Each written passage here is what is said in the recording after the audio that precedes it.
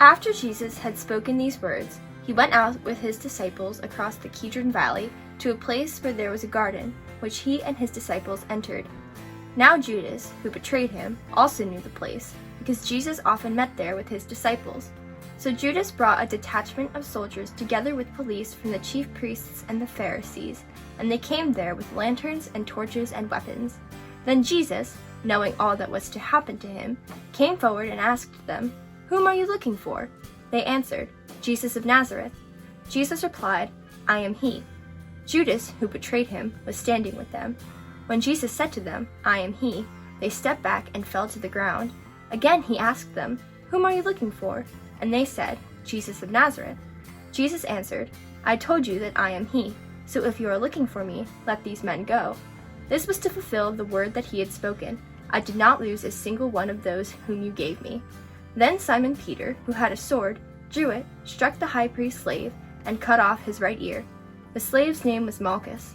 Jesus said to Peter, "Put your sword back into its sheath. Am I not to drink the cup that the Father has given me?"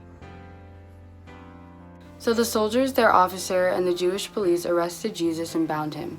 They first took him to Annas, who was the father-in-law of Caiaphas, the high priest that year. Caiaphas was the one who had advised the Jews that it was better to have one person die for the people. Simon, Peter, and another disciple followed Jesus. Since that disciple was known to the high priest, he went with Jesus into the courtyard of the high priest, but Peter was standing outside at the gate. So the other disciple, who was known to the high priest, went out, spoke to the woman who guarded the gate, and brought Peter in. The woman said to Peter, "You are not also one of the man's disciples, are you?" He said, "I am not." Now the slaves and the police had made a charcoal fire because it was cold, and they were standing around it warming themselves. Peter also was standing with them and warming himself. Then the high priest questioned Jesus about his disciples and about his teaching. Jesus answered, "I have spoken openly to the world. I have always taught in synagogues and in the temple, where all the Jews come together. I have said nothing in secret. Why do you ask me? Ask those who heard what I said to them. They know what I said." When he had said this, one of the police standing nearby struck Jesus on the face, saying, "Is that how you answer the high priest?" Jesus answered, "If I have spoken wrongly, testify to the wrong.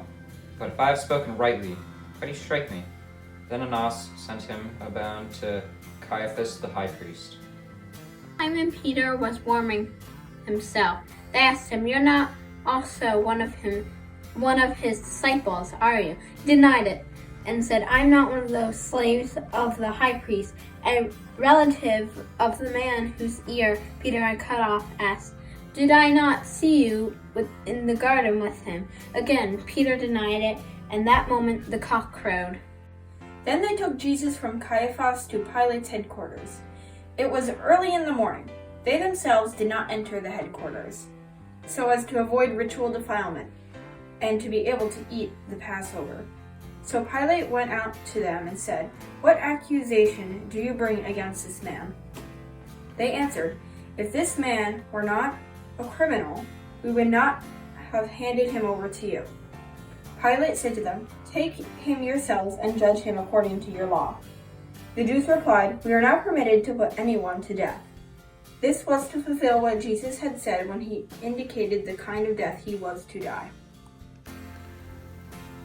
Then Pilate entered the headquarters again, summoned Jesus, and asked him, "Are you the king of the Jews?" Jesus answered, "Do you ask this on your own, or did others tell you about me?" Pilate replied, "I am not a Jew, am I? Your own nation and the chief priests have handed you over to me. What have you done?" Jesus answered, "My kingdom is not from this world. If my kingdom were from this world, my followers would be fighting to keep me from being handed over to the Jews. But as it is, my kingdom is not from here." Pilate asked him, "So are you a king?" Jesus answered, "You say that I am a king. For this I was born, and for this I came into the world, to testify to the truth. Everyone who belongs to the truth listens to my voice."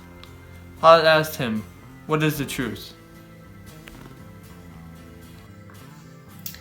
After he had said this, he went out to the Jews again and told them, "I find no case against him. But you have a custom that I release someone for you at the Passover. Do you want me to release for you the King of the Jews?"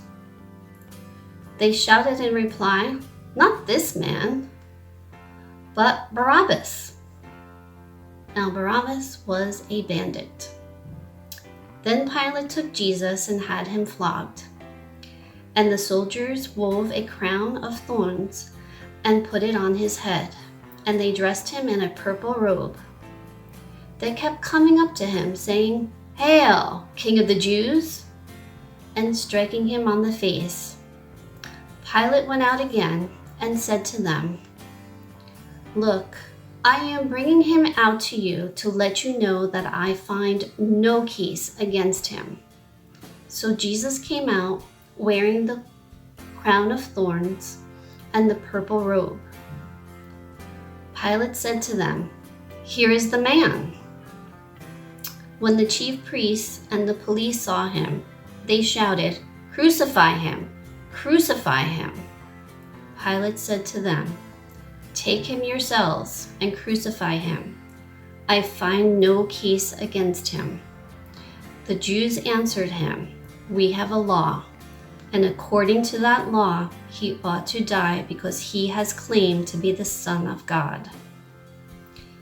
Now when Pilate heard this, he was more afraid than ever. He entered his headquarters again and asked Jesus, "Where are you from?" But Jesus gave him no answer.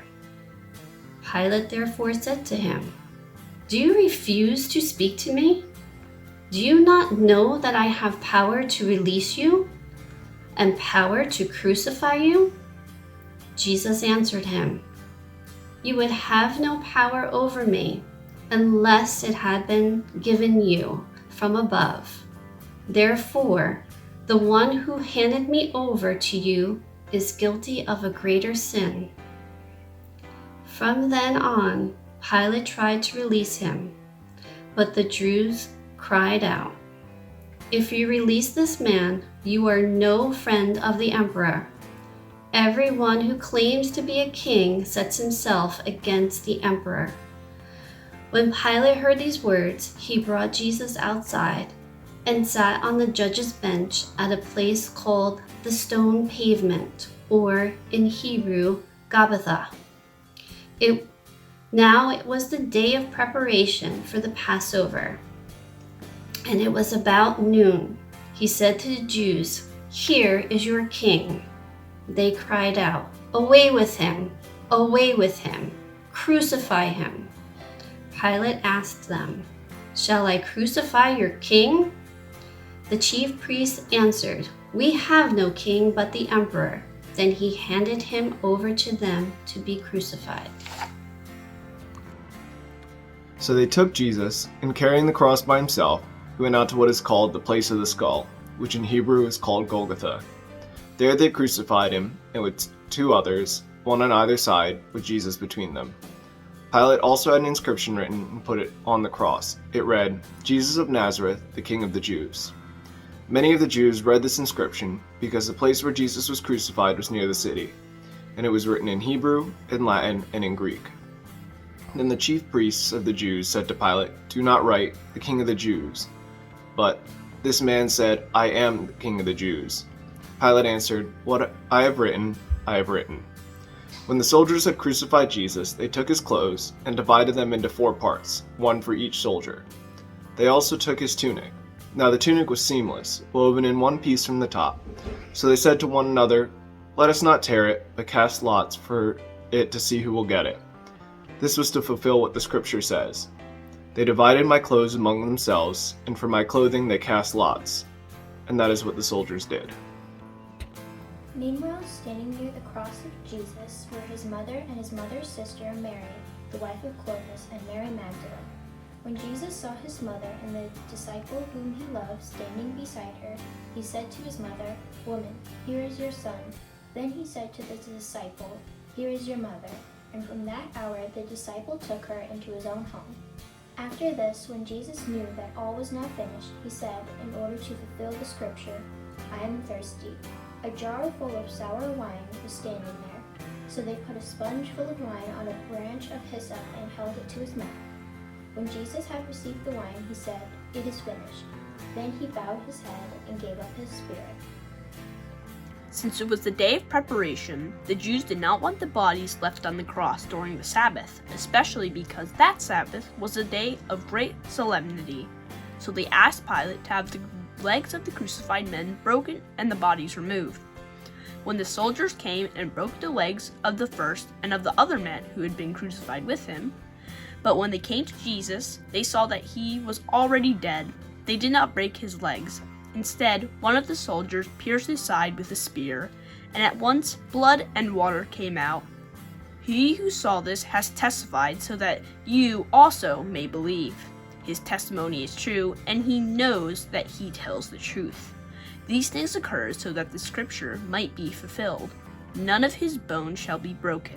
And again, another passage of scripture says, they will look on the one whom they have pierced. After these things, Joseph of Arimathea, who was a disciple of Jesus, though a secret one, because of his fear of the Jews, asked Pilate to let him take the body of Jesus away. Pilate gave him permission, so he came and removed the body. Nicodemus, who had at first come to Jesus by night, also came, bringing a mixture of myrrh and aloes, weighing about 100 pounds. They took the body of Jesus and wrapped him in with the spices in linen cloths, according to the burial custom of the Jews. Now there was a garden in the place where he was crucified, and in the garden there was a new tomb in which no one had ever been laid. And so, because it was the Jewish day of preparation, and the tomb was nearby, they laid Jesus there.